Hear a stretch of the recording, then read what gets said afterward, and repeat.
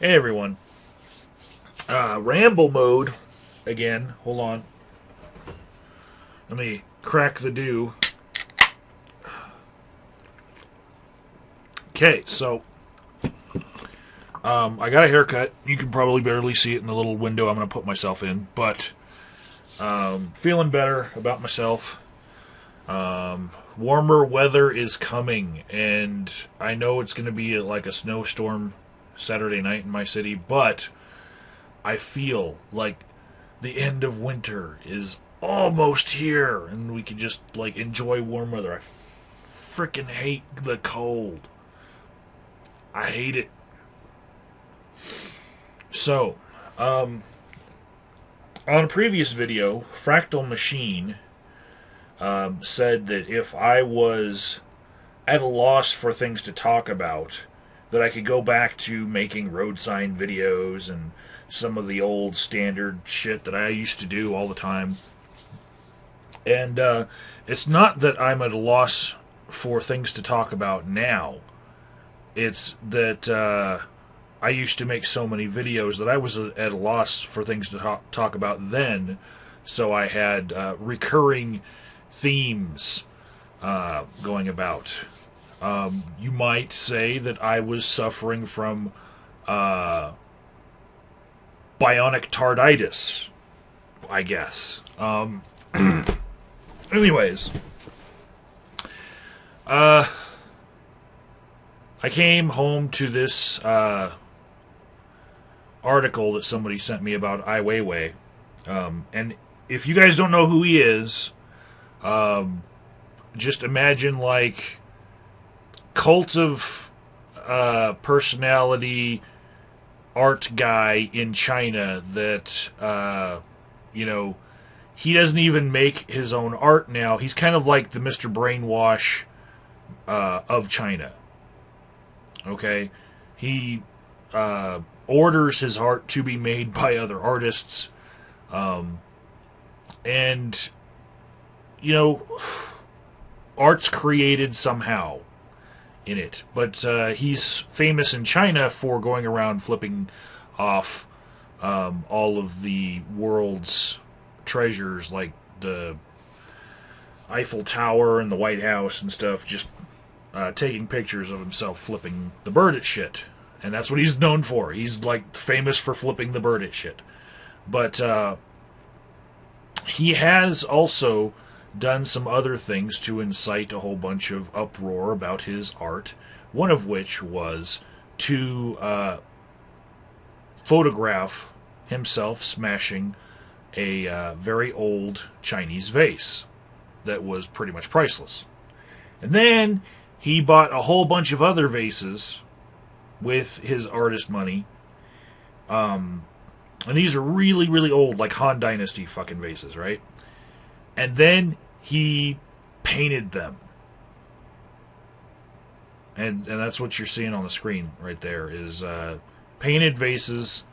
And plus he puts the picture of him dropping the other vase, the one that started all this vase defacing. And I think that the message, like, it gets lost in translation because Chinese people just simply do not think the same way as American people. I'm just going to put that out there. People in China have a completely different idea of how things work and how the world should be, right? But I think the message translated into my American English would be he wants to break away from the past and make new art. That's what I think he's trying to say, right? And that I get. Okay? That expression. I understand it. This is what I don't understand. Guy in Miami, he's pissed off that Ai Weiwei from China has a installation put in a Miami fucking museum for art. And he's pissed off that all the Miami artists are not getting attention because they're catering more to world figures in art. So this guy goes in and he picks up one of Weiwei's vases and smashes it. And he's, I guess, on the hook right now for like $5 million worth of damages to a Han Dynasty vase, which was painted over. And hypocritically, in my opinion, Ai Weiwei is now like pressing charges against him, for the damages. Guy who smashes ancient vases and then paints over other ancient vases, defacing them to make his new art, doesn't want to understand the performance art of a guy coming in to smash his vase. And the guy did it with the intent of showing that there was not enough attention being given to Miami artists. Just like the way Weiwei brought attention to his art by smashing old art.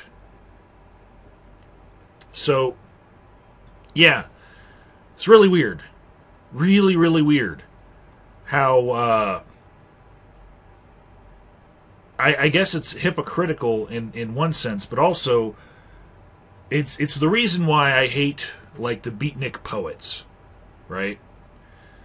There's this clique of people who are successful, and they don't want to allow anyone else into their circle. They like the exclusivity of the successful ones, and some little up-and-coming guy comes along, and they don't treat him as if he is in the same realm as them. So this guy's art is not as important as Weiwei's, even though it's a statement, and he smashed a vase just like Weiwei did. His art is somehow less important than Weiwei's, pretty much because he didn't have a name for himself before.